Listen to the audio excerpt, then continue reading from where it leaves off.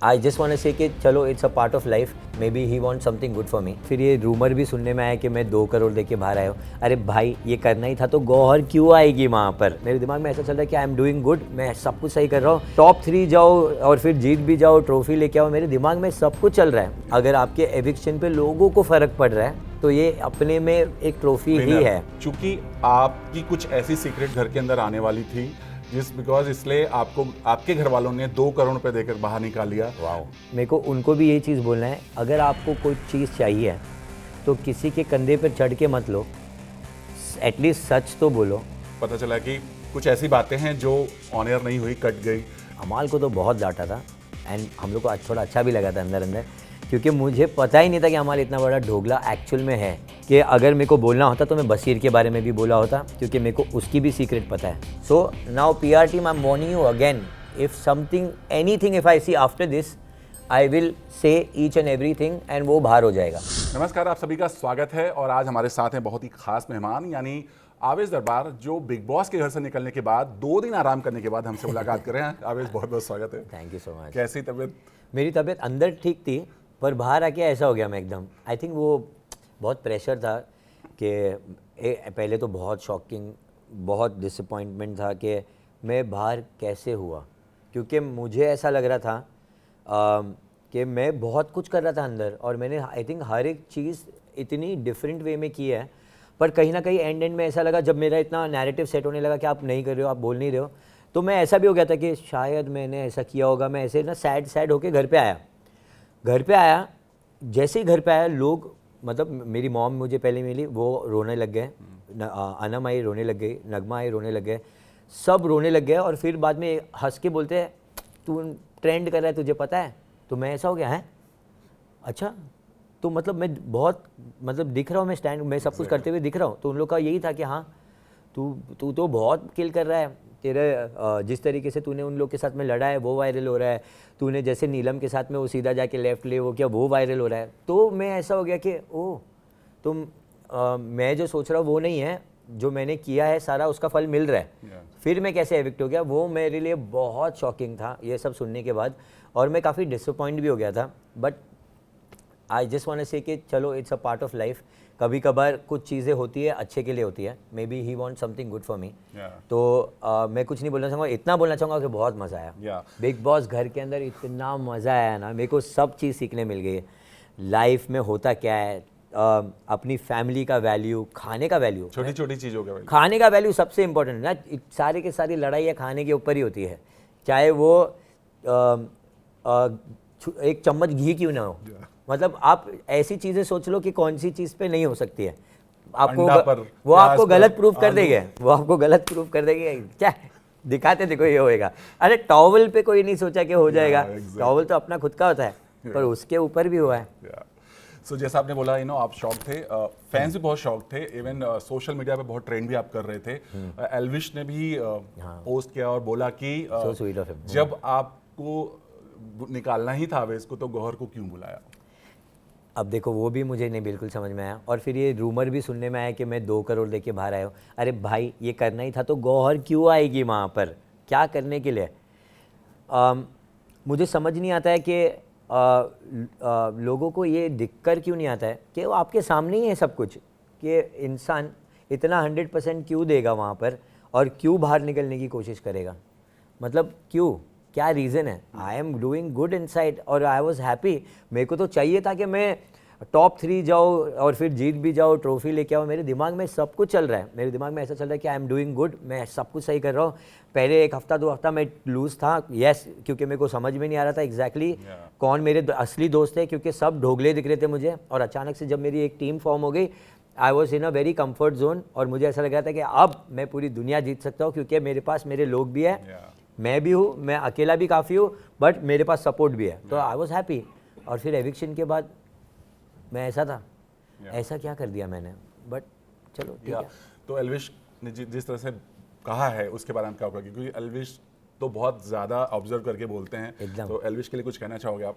मैं बोलूँगा thank you भाई, it's a very sweet and nice gesture कि आपने देख के मेरे लिए इतने अच्छी एक आपने स्टोरी डाल दिया कि अनफेयर एविक्शन हुए हैं, तो मेरे लिए वही काफ़ी है। इनका बोलना, ऑडियंस का प्यार देना, इससे ज़्यादा चीज़ आपको क्या चाहिए? अगर आपके एविक्शन पे लोगों को फ़र्क पड़ रहा है तो ये अपने में एक ट्रॉफी ही है, आपने में विनर, एक विनर क्वालिटी ही है. So I am very happy, I am happy with my journey. क्योंकि देखो क्या होता है, आपको एट द एंड ट्रॉफी से काम नहीं चलाना होता, आपको ऑडियंस के प्यार से काम चलाना होता है, और वो मिल रहा है तो इट्स द सेम थिंग. मेरे I am happy with my journey. Gauhar की बात हुई है, सबसे पहले ये बताया कि जो ये खबर चल रही है बहुत सोशल मीडिया पर हर जगह रील और हर जगह चल रहा है कि चूंकि आपकी कुछ ऐसी सीक्रेट घर के अंदर आने वाली थी बिकॉज इसलिए आपको आपके घर वालों ने 2 करोड़ रुपए देकर बाहर निकाल लिया. क्या सच है? और आपने जब ये खबर पढ़ी तो आपका पहला रिएक्शन क्या था? काफ़ी महंगी सीक्रेट है. इसके ऊपर तो मैं सिर्फ यही बोलना चाहूँगा कि अगर मेरे को डर होता इस चीज़ का तो मेरे दिमाग में बैक ऑफ द हेड होता ही ना कि मेरे को अंदर नहीं जाना चाहिए, क्योंकि जस्ट प्रीवियस कोई शो पर ही ऐसा कुछ हुआ है. तो मेरे दिमाग में ये स्ट्रेस होना चाहिए. अगर मेरे दिमाग में कोई स्ट्रेस नहीं है तभी मैं गया हूँ ना अंदर. तो ये जो भी एलिगेशंस लग रहे हैं मेरे को, उनको भी यही चीज़ बोलना है, अगर आपको कोई चीज़ चाहिए तो किसी के कंधे पर चढ़ के मत लो, एटलीस्ट सच तो बोलो. जो चीज़ में कोई एक्चुअल फैक्ट्स नहीं है उसको लेकर कुछ मतलब नहीं है. Because see the same thing I am gonna do here. मैं आपके बारे में फिर भी कुछ नहीं बोलूँगा. वो रीज़न ये है कि अगर मेरे को बोलना होता तो मैं बशीर के बारे में भी बोला होता, क्योंकि मेरे को उसकी भी सीक्रेट पता है. और उनके PR टीम को भी बोलना चाहूँगा, मुझे अब तक वो चीज़ पता है और मैंने नहीं बताया. आई am not like him. But उसने वहाँ पर सॉरी बोला, इसके लिए मैंने वो बात दबा दी. बट आप लोग अभी भी प्रोवोक कर रहे हो मुझे. ये PR टीम अगर मेरे बारे में एक और चीज़ बाहर आती है, आई विल मेक श्योर कि मैं उसकी चीज़ बता दूँ. पहली चीज़ उसकी सोशल मीडिया पर वही आएगी. And coming back to this कि 2 करोड़ दिए, नहीं, मैंने किसी को कुछ नहीं दिए. मैंने 2 रुपये भी नहीं दिए. मैं अभी तक वो शौक में हूँ और मेरे को अभी तक वो रजिस्टर नहीं हो रहा है मैं कैसे बाहर हुआ हूँ, क्योंकि मैंने बहुत अच्छा खेल रहा था. ये मैंने अब देख लिया है. मेरी चीज़ें वायरल हो रही है, मेरा हर चीज़ अभी भी ट्रेंड कर रहा है. मैं देख रहा हूँ कि ट्विटर पे नंबर 1 पे चल रहा था मैं, सब कुछ सही चल रहा था और फिर ये हुआ. So I am a little shocked. I don't know, I am disappointed. क्या है मुझे कुछ पता नहीं. बट ये जो प्यार देखा है ना मैंने, वो देख के मैं चुप हो गया हूँ. मैंने ऐसा हो गया कि ये चॉइस मिल रही है, आई एम हैप्पी. आप इज़्ज़त से अंदर गए, इज़्ज़त से बाहर आए, इससे बेटर चीज़ कुछ नहीं होती है. क्योंकि बाकी कितने कंटेस्टेंट्स हैं जिसकी पूरी हिस्ट्री, ज्योग्राफी, मैथ, साइंस सब निकल गया है, बट जो भी जैसा भी फिर उनको वो चीज़ कवर करने में बहुत टाइम चला जाता है. और मेरा ऐसा कुछ नहीं हुआ है. और अगर ऐसा होता तो नगमा मेरे साथ नहीं होती आज. सो यू नो, जैसा आपने बोला कि गौहर जब पहुंची थी अमाल के साथ, उनका एक कन्वर्सेशन हुआ था जिसमें अमाल ने थोड़ा रिएक्ट किया था दूसरे वे में. हमें ऐसा कुछ पता चला कि कुछ ऐसी बातें हैं जो ऑन एयर नहीं हुई, कट गई. सलमान भी शायद अमाल पे बहुत ब्लास्ट हुए थे, कट गया. आपने भी देखा कुछ? हाँ, मतलब उन्होंने उनको डांटा था काफ़ी. और अब वो आई थिंक हमारी बातें भी मैंने अभी जब बाहर आके एपिसोड्स देखे, वो कटती है काफ़ी, कि आई थिंक वो लेंदी हो जाता है, तो I think they cut it short. But हाँ, बात तो उनको डांटा तो बहुत था. अमाल को तो बहुत डांटा था. एंड हम लोग को थोड़ा अच्छा भी लगा था अंदर, क्योंकि मुझे पता ही नहीं था कि अमाल इतना बड़ा ढोगला एक्चुअल में है. मेरे सामने वो इतना दोस्ती यारी करता था और पीछे ये जो बात करता है ये मुझे पता नहीं था. हाँ, उसके लिए थैंक यू बोलना चाहूँगा, बस वो चीज़ के लिए कि भाई थैंक यू सो मच, आपने मेरा रेट डिस्क्लोज़ कर दिया है. अब जो मेरे साथ काम करना चाहता है, कॉन्टैक्ट मी. आपको पता है आपके साथ तो काम नहीं कर रहा हूँ, ये पक्का है. और अमाल भाई के बारे में ये बोलूँगा, अगर आपको मेरे फॉलोअर्स जो भी लग रहे हैं और आप जो मेरे को धंधा देते हो वो मैं भीख मांग के ले रहा हूँ, या जो भी मांग के आप बोल रहे हो कि क्या मैं इससे भिड़ता नहीं हूँ, क्योंकि मुझे वो मैं उसको धंधा देता हूँ यार, है ना, ये बोला है ना.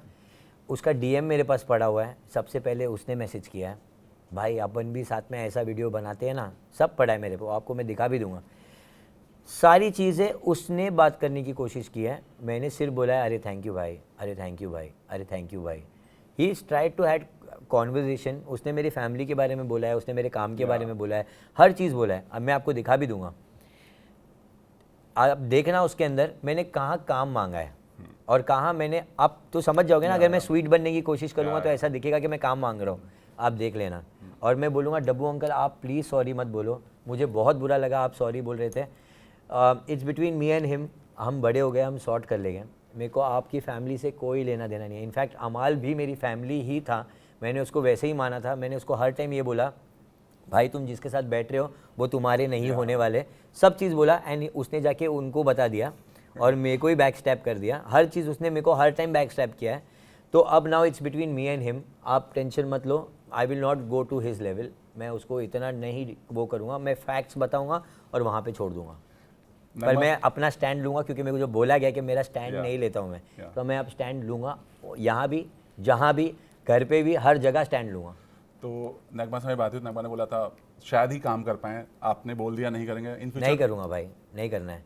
आप जब बोल रहे हो, आप धंधा देते हो और ये सब बड़ा ही मार रहे हो, तो मेरे को ऐसे इंसान के साथ काम ही नहीं करना है। मैंने मेरे डैड से नहीं लिया काम, उन्होंने मेरे को कितना फोर्स किया है कि मैं तेरे को एग्जैक्टली उन्होंने बोला कि चल मैं तेरे को इंडस्ट्री में ऐसे शॉर्टकट करवा दूंगा, तो म्यूज़िक इंडस्ट्री में काम करे ना वो।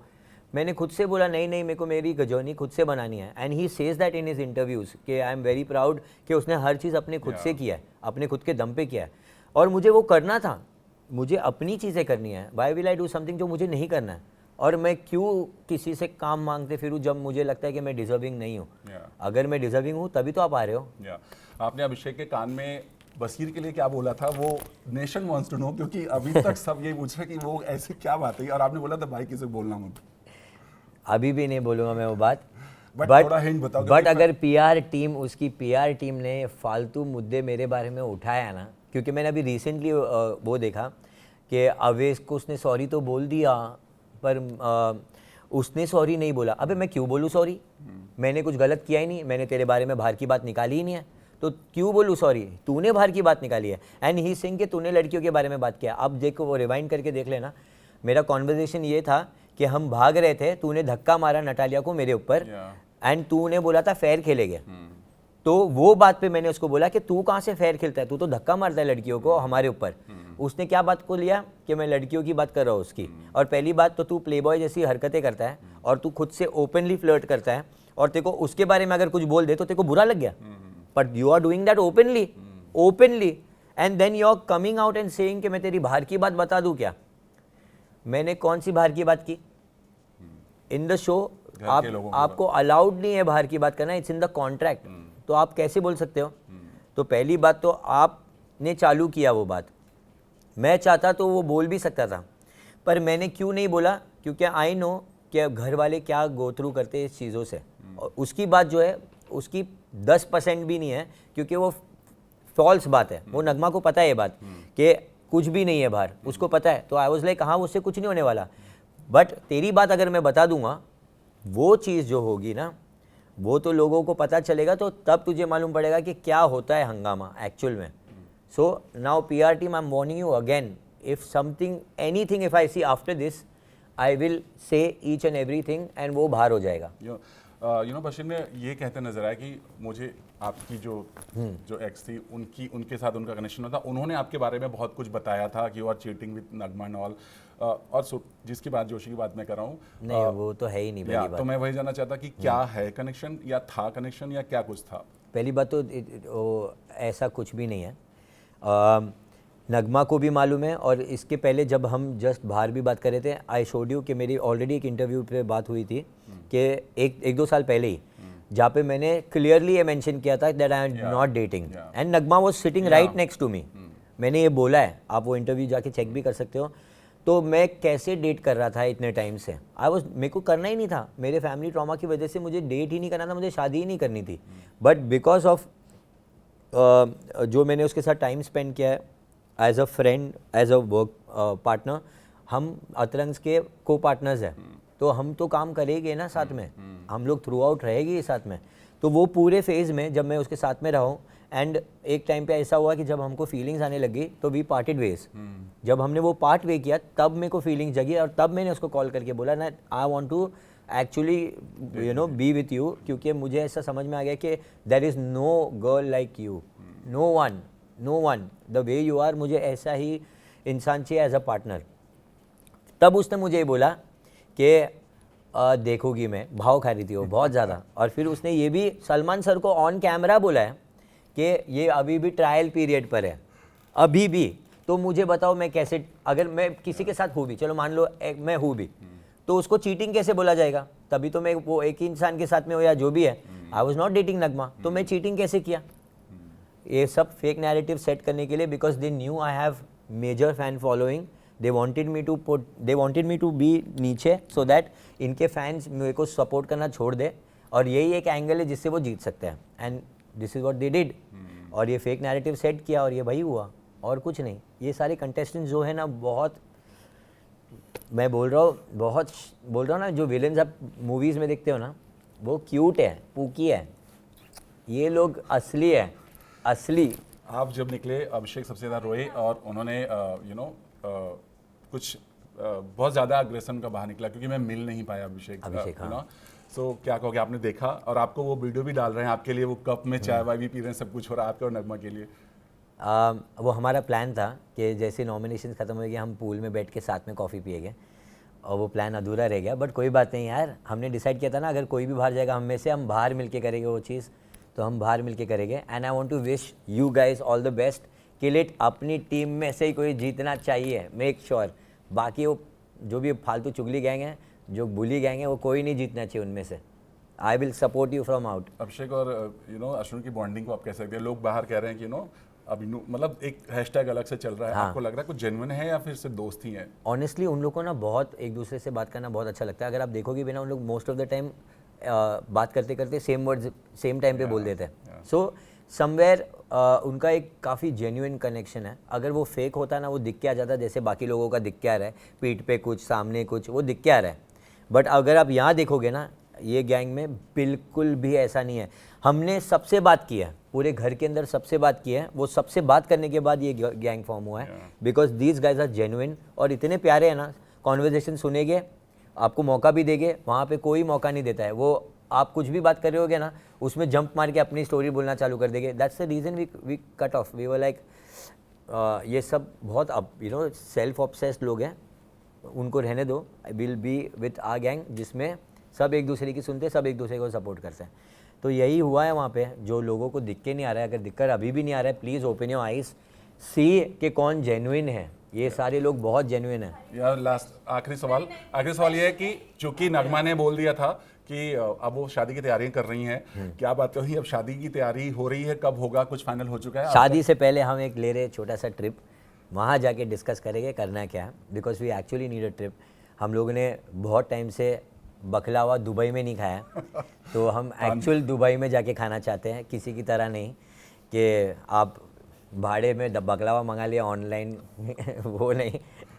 सिर्फ तानिया के बारे में बता दीजिए। हाँ, शी इज़ प्लेइंग गुड, इतना बोलूँ हाँ, कि एक कैरेक्टर जो भी सेट किया उसने अपने लिए, शो के लिए बहुत अच्छा है, बट इतना तो मत फेंको यार, इतना तो कोई नहीं फेंकता है, बट गुड। ओके, चलिए समय कम है, हम फिर से मुलाकात करेंगे, बहुत सारी बात करेंगे, और all the best. Thank you so much. ऐसे ही आपकी जर्नी चलती रहे। Thank you so much. Thank you so much.